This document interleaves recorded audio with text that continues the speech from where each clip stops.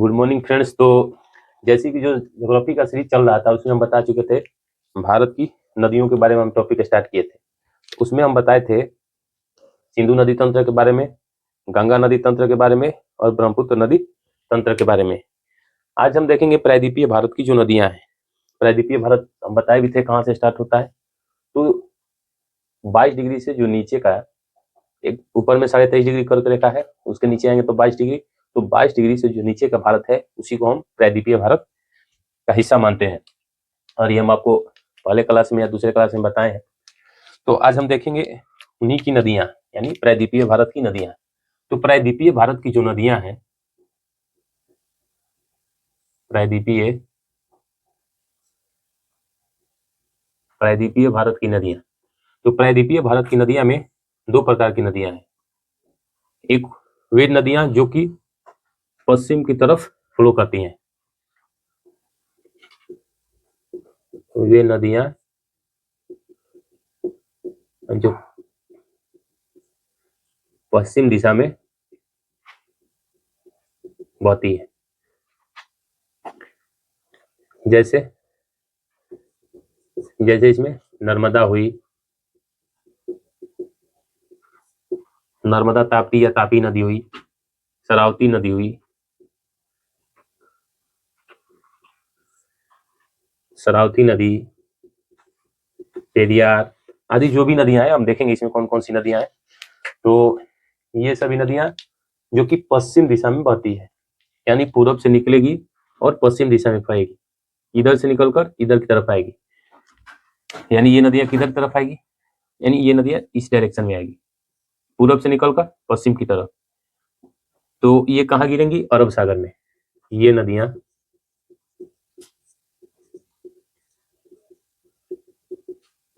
अरब सागर में गिरती है। मान लीजिए ऑप्शन कुछ भी क्वेश्चन पूछ सकता है कि मान लीजिए दे दिया कि कौन सी नदी है जो अरब सागर में गिरती है, 4 ऑप्शन दे दिया, तो उसमें आप लोग को अगर ये पता रहेगा तो आप लोग इसे आसानी से टिक लगा सकते हैं।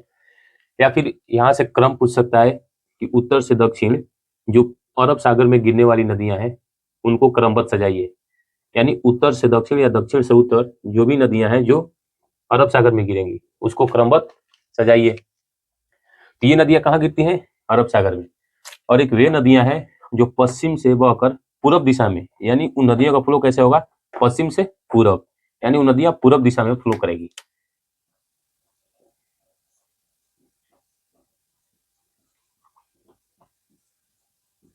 तो जब पूरब दिशा में फ्लो करेगी तो नदियां किधर से चलकर, तो नदियां पश्चिम से चलकर पूरब की तरफ, पश्चिम से चलकर पूरब की तरफ, और कहाँ गिरती है, बंगाल की खाड़ी में, बंगाल की खाड़ी में गिरती है। इसमें भी है, इसमें भी पूछ सकता है कि उत्तर से दक्षिण या दक्षिण से उत्तर नदियों का क्रम सजाइए जो कि बंगाल की खाड़ी में गिरती है। उसमें भी मान लीजिए 4 नदियों दे देगा, बोलेगा कि इसको उत्तर से दक्षिण या दक्षिण से उत्तर क्रमबद्ध सजाइए। तो हम पहले प्रायद्वीपीय भारत की नदियां में पहले देखेंगे पश्चिम की नदियां, इसके बाद पूरब की नदियां अलग अलग क्लास में देखेंगे, क्योंकि एक ही क्लास में ये काफी लंबा हो जाएगा। तो हम देखते हैं प्रायद्वीपीय भारत की नदियां में जो नदियां पश्चिम दिशा में बहती है, यानी अरब सागर में गिरने वाली नदियां।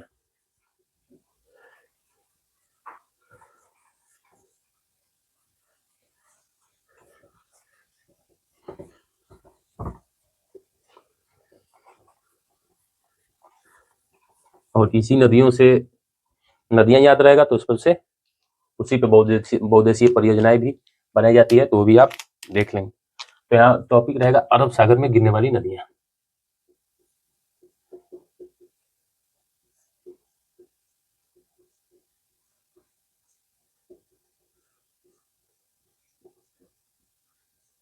इससे पहले हम बताए थे कि और भी नदियां, जैसे सिंधु नदी है, तो सिंधु नदी भी या सिंधु नदी तंत्र की जितनी भी नदियां थी वो पहले सिंधु नदी मिलती थी, उसके बाद जो मुख्य सिंधु नदी है वो आकर अरब सागर में गिरती थी। तो वो भी नदी है जो कि अरब सागर में गिरती है, कौन सी, सिंधु नदी। लेकिन ये है प्रायद्वीपीय भारत की नदियां, प्रायद्वीपीय भारत की नदियों में ये सिंधु नदी, ये अरब सागर में आकर गिरती हैं। तो इसको पहले क्रमबद्ध हम लोग देख लेते हैं।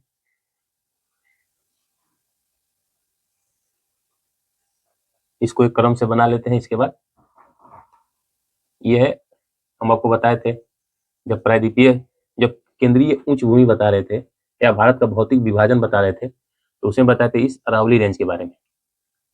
तो बोले थे कि ये जो अरावली रेंज है या फिर जो ये विंध्य श्रेणी है, ये क्या करती है, जल विभाजक का काम करती है। जो ये मान लीजिए विंध्य श्रेणी है, आप ये बना लीजिए विंध्य श्रेणी, और इसका एक्सटेंशन है कैमूर श्रेणी। तो ये जो विंध्य श्रेणी है ये जल विभाजक का काम करती है। इससे जो इधर की नदियां हैं, जो इससे जो दक्षिण की नदियां हैं, तो ये जल कहाँ लेकर आती हैं, यहाँ लेकर आती हैं दक्षिण पूर्व दिशा में, और अपना जल कहाँ गिराती है, बंगाल की खाड़ी में। और इसमें बताए थे दो एक्सेप्शन, एक नर्मदा और नर्मदा और तापी। ये क्या है, ये भ्रंश घाटी में बहती है। और इससे जो उत्तर की तरफ नदियां हैं, ये जल अपना गंगा में लेकर जाती हैं, और गंगा नदी के थ्रू ये बंगाल की खाड़ी में गिराती है। तो ये जल विभाजक का काम करता है ये विंध्य पर्वत। तो ये अरावली श्रेणी है, यहां से यहीं पे एक है पुष्कर वैली, इधर इसी में पुष्कर वैली है, यहीं से एक नदी निकलती है,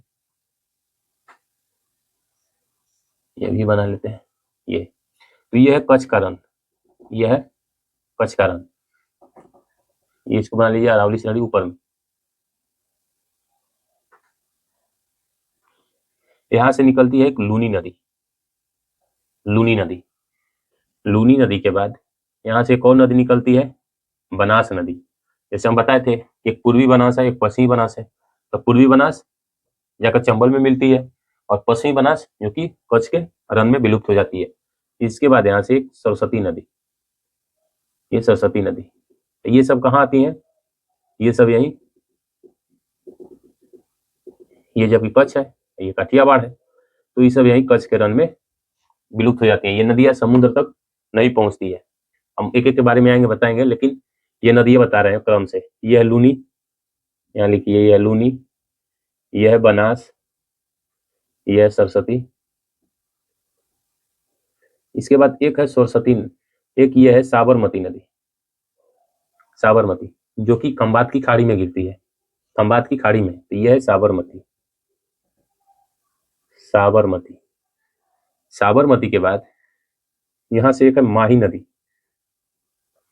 यहाँ से एक माही नदी जो कि एमपी से निकलती है, फिर राजस्थान जाती है, राजस्थान के बाद वो गुजरात में आकर इसी खंबात की खाड़ी में गिरती है।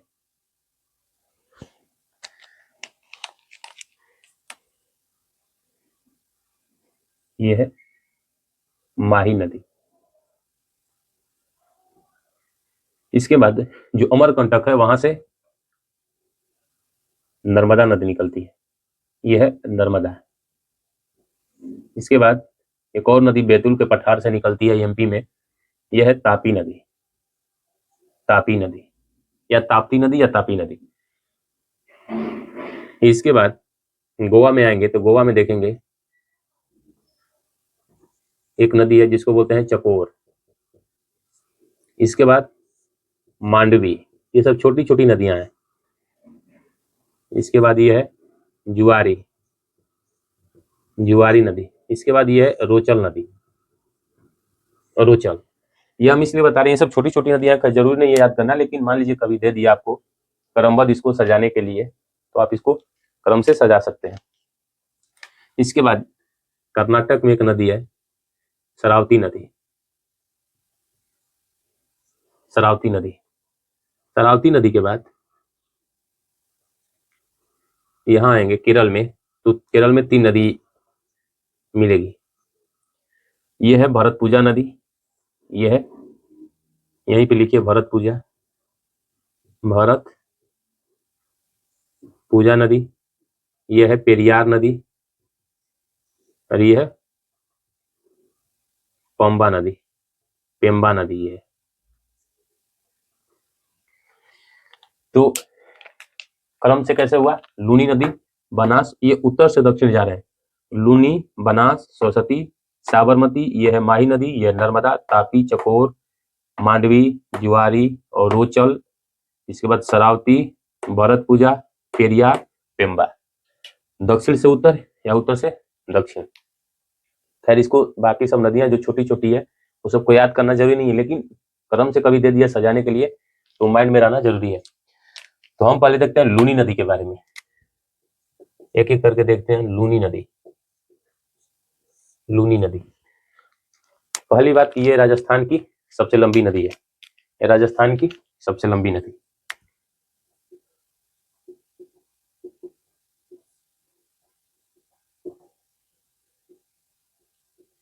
कहां से उद्गम हो रहा है इसका?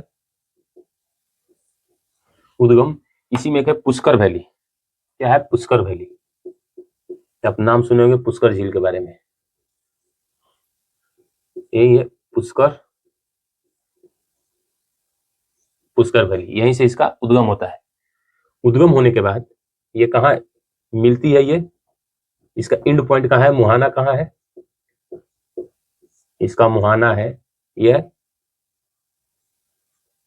कच्छ का रन, यानी रन ऑफ कच्छ, यानी इसी में विलुप्त हो जाती है। ये नदियां सागर तक नहीं पहुंचती है। मान लीजिए कभी क्वेश्चन दिया कौन सी नदी है जो सागर तक नहीं पहुंचती, तो यही लूनी नदी है, बनास नदी है, सरस्वती नदी है।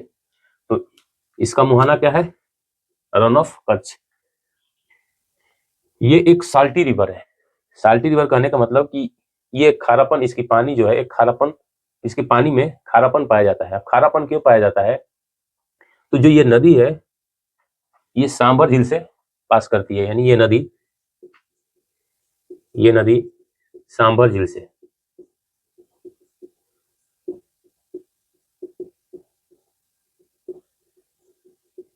ये नदी सांभर झील से पास करती है। जब ये नदी सांभर झील से पास करेगी तो हम बताए हैं कि सांभर झील जो है एक साल्टी लेक है, और जो अंतःस्थलीय, अगर चिल्का लेक को छोड़ दें तो भारत में अंतःस्थलीय सबसे बड़ी साल्टी लेक है वो कौन? सांभर झील। तो अगर ये सांभर झील से पास कर रही है तो इसका मतलब कि वहां से कुछ नमक को लेगी, और नमक को लेकर जब ये नदियां बहेंगी तो आपस में ये घोल बना देगी। नदियां अपनी धाराओं के कारण ही इसको घोल बना देती है। तो जब वो नमक को घोलेगी तो इसका पानी भी कैसा हो जाएगा? नमकीन हो जाएगा। तो इसीलिए इसको क्या बोलते हैं? एक सॉल्टी रिवर बोलते हैं। और ये नदियां एक तरह से देखें, जैसे हाल फिलहाल देख रहे होंगे इस अरावली को लेकर विवाद था, उसमें सरकार ने क्या किया था कि इसकी डिफिनेशन को लेके अलग अलग क्षेत्र में, अलग अलग राज्य में इसकी अलग अलग डिफिनेशन को लेकर के, इसकी परिभाषा को लेकर के, इसमें क्या होता है कि कई कई स्टेट इसको खनन के लिए दे रहे थे इस अरावली श्रेणी को। तो अगर इसका खनन होता तो इस क्षेत्र में बारिश नहीं होती, क्योंकि अगर मान लीजिएगा बारिश कैसे होती है? बारिश होती है कि जब हवाएं यहाँ से मान लीजिए अरब सागर से नमी लेकर जब यहाँ से टकराएगी, टकरा कर जब ऊपर उठेगी, ऊपर ऊपर उठने के बाद कंडेंस होगी, कंडेंस होने के बाद यहाँ बारिश होगी, यानी संघनन के फलस्वरूप यहाँ क्या होगा? बारिश होगा। जब ये श्रेणी ही इसका खनन हो जाएगा, जब इसका ज्यादा खनन होगा तो हवाएं ऊपर की तरफ नहीं उठेंगी। जब हवाएं यहाँ से ऊपर की तरफ नहीं उठेगी तो यहाँ पे बारिश की कमी होगी, और जैसे ही जब बारिश की कमी होगी तो ये नदी के लिए भी जल की कमी हो जाएगी। जब नदी के लिए जल की कमी होगी तो ये क्षेत्र जो है, इस क्षेत्र में मान लीजिए जो लोग रहते हैं उनके लिए भी पानी का संकट भी उत्पन्न हो जाएगा। और पानी का संकट उत्पन्न हो जाएगा, और दूसरी बात कि यहाँ से जो मरुस्थल है, अगर बारिश नहीं होगी तो मरुस्थल का विकास होगा। जब मरुस्थल का विकास होगा और ये अरावली श्रेणी मान लीजिए ये नहीं रही, तो ये मरुस्थल किधर की तरफ? पूरब की तरफ इसका विस्तार होगा। इसीलिए अरावली श्रेणी को लेकर काफी विवाद बना हुआ है। लेकिन सरकार ने अभी इसको नए खनन के लिए लीज पर देना प्रतिबंध लगा दिया, यानी अब इसका खनन पे अगर आप चाहे नए तरीके से लीज लेना तो आप लीज नहीं ले सकते हैं। सरकार ने पूरी तरह से रोक लगा दिया है। तो ये है लूनी नदी। इसके बाद बनास नदी, इसी में लिख लीजिए बनास नदी। ये उतनी बड़ी बड़ी नदियां नहीं है। बनास नदी ये भी कच्छ के रन में विलुप्त हो जाती है। ये भी कच्छ के रन में विलुप्त हो जाती है, यानी ये नदियां भी समुद्र तक नहीं पहुंचती है। कौन? बनास नदी और सरस्वती नदी। इसके बाद एक ये है साबरमती नदी। हम देखते हैं साबरमती, साबरमती नदी। साबरमती नदी कहां से निकलती है? इसका उद्गम झारखंड में एक झील है, जय समंदर झील, उद्गम स्थान।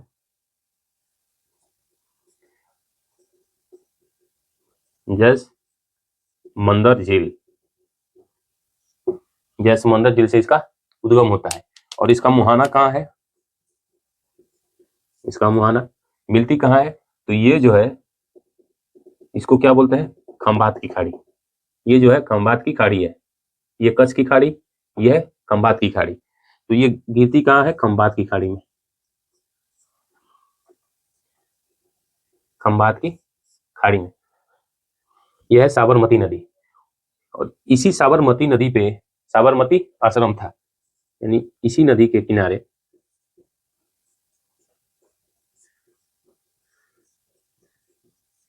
साबरमती आश्रम था।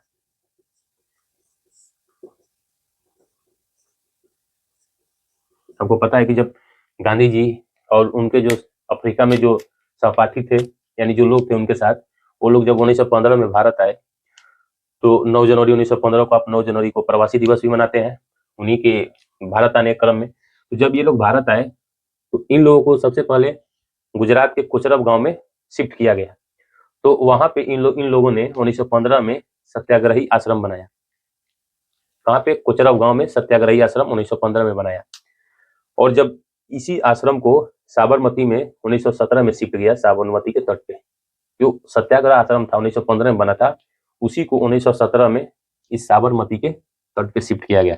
जब वहां पे शिफ्ट किया गया 1917 में, तो इसीलिए उसको सत्याग्रही आश्रम को नाम बदलकर साबरमती आश्रम किया गया।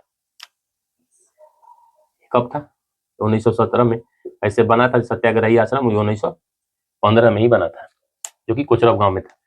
तो यह है साबरमती नदी। इसी के तट पे गुजरात की राजधानी गांधीनगर, गुजरात की राजधानी गांधीनगर, गांधीनगर, गांधीनगर इसी नदी के तट पे है। जैसे मान लीजिए ये नदी अगर खंबात की खाड़ी में आ रही है, तो यहाँ पे गांधीनगर पड़ेगा। और हम आपको जब कर्क रेखा बता रहे थे तो उसमें बताए थे कि कर्क रेखा के नीचे गांधीनगर पड़ता है। तो कर्क रेखा के नीचे गांधीनगर है, और गांधीनगर के नीचे अहमदाबाद है, अहमदाबाद। तो गुजरात की राजधानी गांधीनगर इसी के तट पे है, और अहमदाबाद, अहमदाबाद भी इसी के तट पे है। अहमदाबाद इससे नीचे है, पहले ये गांधीनगर है, या इसके बाद अहमदाबाद है। तो ये था साबरमती नदी के बारे में।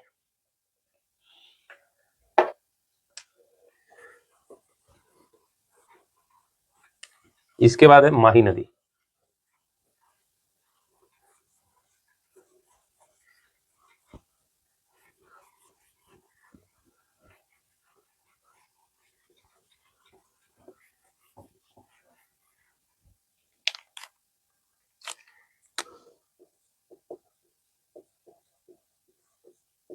माही नदी, माही नदी, इसका उद्गम कहां से होता है, एमपी से।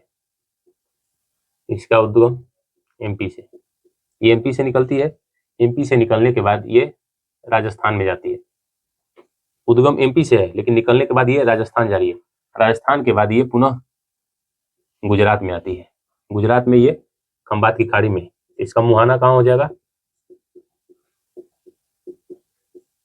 खंबात की खाड़ी, यानी गल्फ ऑफ खंबात, खंबात की खाड़ी में गिरती है। ये क्या करती है कि कर्क रेखा को 2 बार काटती है। ये नदी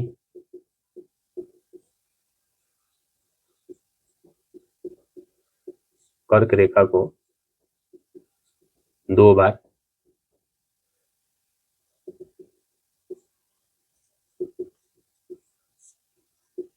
कर्क रेखा को 2 बार काटती है। और इसी नदी के किनारे देखेंगे बड़ोदरा स्थित है। गुजरात में बड़ोदरा है, इसी नदी के किनारे। मान लीजिए ये ऐसे नदी है, आप मैप में देखेंगे तो देखेंगे ये नदी है, तो यहीं पे इसके बाएं तट पे, दाएं तट पे नहीं, इसके बाएं तट पे यहाँ पे देखेंगे बड़ोदरा है, बड़ोदरा। तो बड़ोदरा स्थित है, ये बड़ोदरा इसी नदी के तट पे है, बड़ोदरा इसी नदी के तट पे है। अब जो 2 प्रमुख नदियां हैं, नर्मदा और तापी। नर्मदा, पहली बात, ये सबसे लंबी नदी है, प्रायद्वीपीय भारत की सबसे लंबी नदी जो कि अरब सागर में गिरती है। तो अरब सागर में गिरने वाली सबसे लंबी नदी, अरब सागर में गिरने वाली सबसे लंबी नदी, सबसे लंबी नदी। और हम आपको बताए हैं कि ये भरण से बहती है, ये भरण से बहती है। नर्मदा भी भरण से बहती है और तापी भी भरण से बहती है। नर्मदा किधर? बिंद श्रेणी है, यहाँ पे सतपुड़ा रेंज है। ये निकलती कहाँ से है, इसका उद्गम कहाँ से होता है? मैकाल श्रेणी, यह मैकाल श्रेणी। मैकाल श्रेणी से हम बताए थे कि वहां से 3 नदियां निकलती हैं। मैकाल में जो अमरकंटक है वहां से 3 नदी निकलती है। एक महानदी जो कि उड़ीसा में चली जाती है, एक नर्मदा नदी और एक सोन नदी। सोन नदी बिहार में चली जाती है, नर्मदा अरब सागर में यहाँ चली आई और महानदी उड़ीसा में जाकर बंगाल की खाड़ी में गिरती है। इसका उद्गम है मैकाल श्रेणी। मुहाना कहाँ है? मुहाना देखेंगे तो ये भी क्या है? अरब सागर है। तो मुहाना कहाँ बनाती है? अरब सागर में, अरब सागर में। और इसी के तट पे यहाँ देखेंगे, जब मैप में देखेंगे तो कुछ इस तरह से बनाया गया होगा। यहीं पे आके नर्मदा नदी मिल रही होगी, तो यहीं पे देखेंगे भड़ौच है। तो इसी के तट पे भड़ौच है, दाहिने तट पे है। इसी नदी के तट पर भड़ौच स्थित है, भड़ौच स्थित है। इसी नदी के तट पे भड़ौच स्थित है। इसकी सहायक नदियां लिख लीजिए, तवा, दूधी नदी, शक्कर नदी, ये सब क्या है? इसकी सहायक नदी है। तवा नदी, दूधी नदी, शक्कर नदी। तो यहीं पे देखेंगे जब तवा नदी जहां पर आकर मिलती है नर्मदा से, तो उसी के तट पे यहाँ देखेंगे एक तवा जलाशय यानी एक डैम बनाया गया है। यहीं पे एक डैम बनाया गया है, क्योंकि ये सब जो एरिया है, हम आपको जब उच्च उच्च भूमि पढ़ा रहे थे, मालवा का पठार बता रहे थे, तो बताए थे कि वो अग्नि चट्टान से बनी है, लावा के निकलने से बनी है। तो ये सब एरिया जो कैसे हैं, ये सब एरिया जो है यहाँ पे जल संकट उत्पन्न होते रहता है इस एरिया में, यानी जल की कमी पाई जाती है। क्योंकि ये जो है आग्नेय चट्टान से बनने के कारण ये क्रिस्टलीय फॉर्म में होता है। तो क्रिस्टलीय फॉर्म में होगा तो उससे जल अवशोषित होकर अंदर नहीं जाती है, यानी भूमिगत जल की यहाँ कमी पाई जाती है, क्योंकि जल उससे अवशोषित होकर नीचे जाएगा ही नहीं। जब वो क्रिस्टलीय फॉर्म में है तो पोरस होता तो जल को अवशोषित कर लेता है, अवशोषित करके उसको नीचे भेज देता है। लेकिन ये पोरस है नहीं, क्रिस्टलीय फॉर्म में है, तो यहाँ पे जल की कमी पाई जाती है। तो इसीलिए नर्मदा पर देखेंगे अनेक सारे बांध बनाए गए हैं, जिससे कि जल की सप्लाई इधर इस एरिया में होती है। तो यहीं पे इसकी सहायक एक तवा नदी है, जहाँ पे नर्मदा और तवा मिलती है, उसी के मुहाने पे तवा जलाशय बनाया गया है। तो ये नर्मदा हुई। तापी नदी भी लिख लीजिए इसी में, तापी नदी। ये कहाँ से निकलती है? बैतूल के पठार से। ये है बैतूल का पठार, बैतूल का पठार। जब हम आपको इधर ये पश्चिमी घाट पढ़ा रहे थे, पश्चिमी घाट में हम पढ़ाए थे, ये पश्चिमी घाट है, ये सतमला, ये है सतमला, ये है बालाघाट, इसके ऊपर हरिश्चंद्र की पहाड़ियां, इसके ऊपर गाविलगढ़। हम आपको इतना बताए थे। तो जस्ट इसी के देखेंगे तो गाविलगढ़ और ये मैकाल, गाविलगढ़ और मैकाल के बीच में देखेंगे आप जब मैप में, तो यहाँ पे देखेंगे बैतूल का पठार है। इसी गाविलगढ़ और मैकाल श्रेणी के बीच में बैतूल का पठार है, तो वहीं से निकलती है तापी नदी।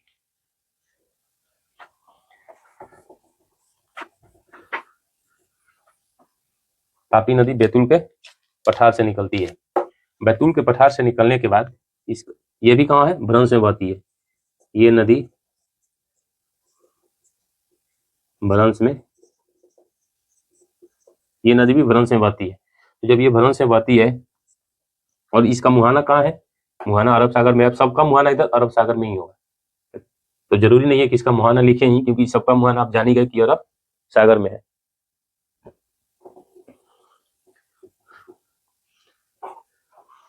ये नदी भ्रंश में बहती है। इसी के तट पे सूरत बसा है, इसी के तट पे सूरत बसा है। सूरत किस नदी के तट पे है? तो सूरत तापी नदी के तट पे है। और जब बहुउद्देशीय परियोजनाएं बताएंगे तो इसमें बताएंगे उकाई, ककरापार, ये सब बहुउद्देशीय परियोजना। ये भी कहाँ है? सब इसी नदी के तट पे है। तो ये नदी भ्रमण से बहती है। तो ये यहाँ पे देखेंगे तो ये सतपुड़ा रेंज है। सतपुड़ा रेंज के बाद इसके नीचे बहती है कौन सी, तापी नदी। इन नर्मदा के तट पे एक तो बड़ौच स्थित है और एक शहर लिख लीजिए होशंगाबाद, एमपी में होशंगाबाद भी आप जानते होंगे। होशंगाबाद ये भी इसी नर्मदा के तट पे है।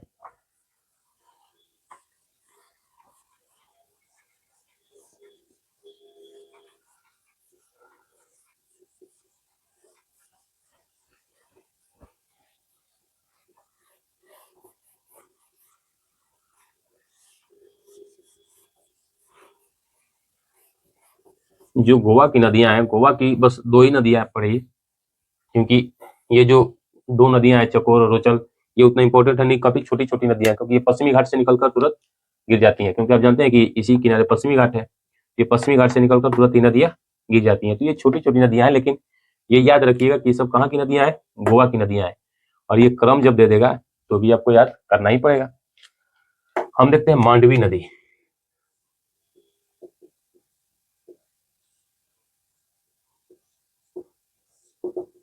मांडवी नदी, तो मांडवी नदी कहां से निकलती है, ये कर्नाटक से निकलती है। कर्नाटक बेलगाम से, याद रखिए कर्नाटक से निकलती है ये मांडवी नदी, कर्नाटक से। उतना ज्यादा इंपॉर्टेंट ये है नहीं शहर का नाम। तो निकलती कहां से है मांडवी नदी, कर्नाटक से। जब ये कर्नाटक से निकलती है, इसी के तट पे कौन सा शहर स्थित है, गोवा की राजधानी पणजी। गोवा की राजधानी पणजी इसी के तट पे है। गोवा की राजधानी पणजी इसी के तट पे है। और इसी नदी पे एक खूबसूरत जलप्रपात भी बनता है, जिसको आप नाम सुने होंगे, दूध सागर जलप्रपात का। कभी आप मूवी में देखे होंगे तो ये जलप्रपात आपको दिखा होगा। चेन्नई एक्सप्रेस भी देखे होंगे तो उसमें भी ये जलप्रपात आपको दिखा होगा। तो ये भी किस नदी के तट पे, इसी मांडवी नदी के तट पे है। यह है जुआरी नदी, और ये गोवा की जीवन रेखा है। यहाँ भी लिख लीजिएगा, मांडवी नदी को गोवा का जीवन रेखा बोलते हैं। मांडवी को गोवा का जीवन रेखा। जुआरी नदी, इसका भी उद्गम वही है, कर्नाटक से ही। जुआरी नदी के तट पे ये भी कहाँ गिरते हैं, अरब सागर में। सबका मुहाना अरब सागर में ही है, हम मुहाना नहीं लिख रहे हैं। जुआरी नदी ये भी वहीं से निकलेगी। और इसी के तट पे फेमस शहर स्थित है वास्को डिगामा। आप नाम सुने होंगे वास्को डिगामा। वास्को डिगामा शहर, वास्को डिगामा शहर किस नदी के तट पे है, वास्को डिगामा ये भी जुआरी नदी के तट पे है। और ये मांडवी और जुआरी नदियां, ये मान लीजिए मांडवी का मुहाना है और ये जुआरी का मुहाना है। तो इसी नदी के तट पे यहाँ पे मरमुआ गांव बंदरगाह स्थित है। यानी दोनों नदियों के तट पे क्या है, मरमुआ गांव बंदरगाह है। इसी दोनों नदी के तट पर मरमुआ गांव बंदरगाह स्थित है। तो इस मरमुआ गांव बंदरगाह से क्या होता है, यहीं से ईरान को लौह अयस्क का निर्यात किया जाता है। ईरान को लौह अयस्क का निर्यात, ईरान बोलिए या जो भी पश्चिम के देश हैं, मान लीजिए अगर खाड़ी देश को भी जरूरत पड़ा है, उसमें ईरान हुआ, सऊदी अरब हुआ, कतर हुआ, ओमान हुआ, जो भी हुए जो पश्चिम की तरफ है, तो उनको क्या होगा, यहीं से लौह अयस्क निर्यात किया जाता है। क्योंकि ये एक तो नजदीक पड़ जाएगा, यहाँ से नजदीक पड़ जाता है ये सब एरिया। जब इधर से घूम के आएंगे तो वो काफी लंबा पड़ेगा, तो यहीं से निर्यात कर दिया जाता है।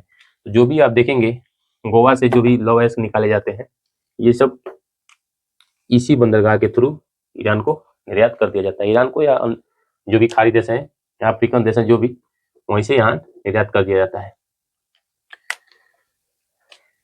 इसके बाद ये रोचल नदी, रोचल के बाद यह है शरावती नदी।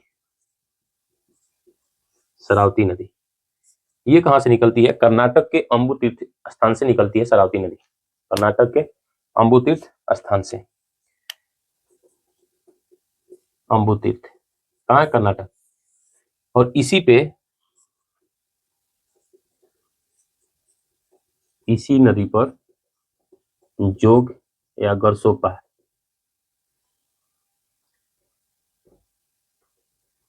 जोग या गरसोपा या महात्मा गांधी।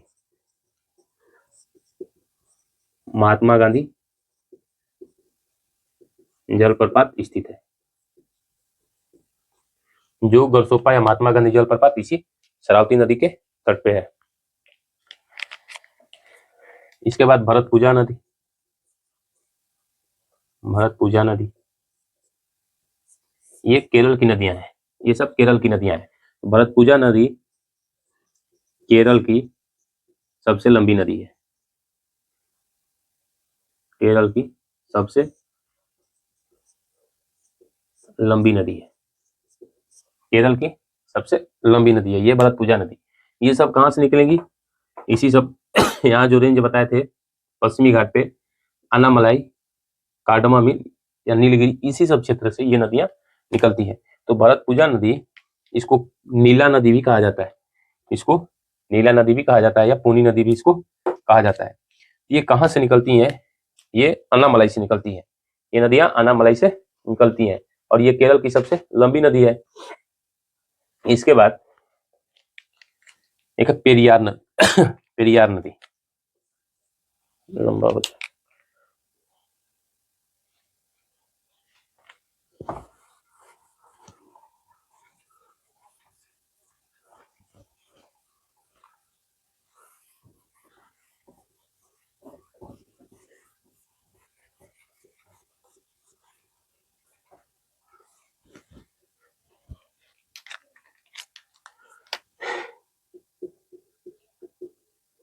पेरियार नदी ये केरल की सेकेंड सबसे लंबी नदी है। पहली नदी भरतपुजा, इसके बाद जो सेकेंड सबसे लंबी नदी है वो है पेरियार नदी। देख लीजिए, सेकेंड सबसे लंबी, लंबी कहाँ की? केरल की। ये केरल की, और ये केरल की जीवन रेखा कही जाती है। केरल की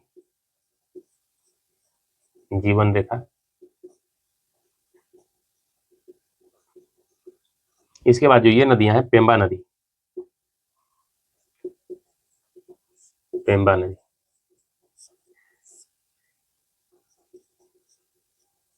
ये नदी भी केरल में बहती है। ये कहाँ गिरती है पेम्बा नदी? बेम्बानार झील में। ये नदी केरल में बहकर बेम्बानार झील में गिरती है।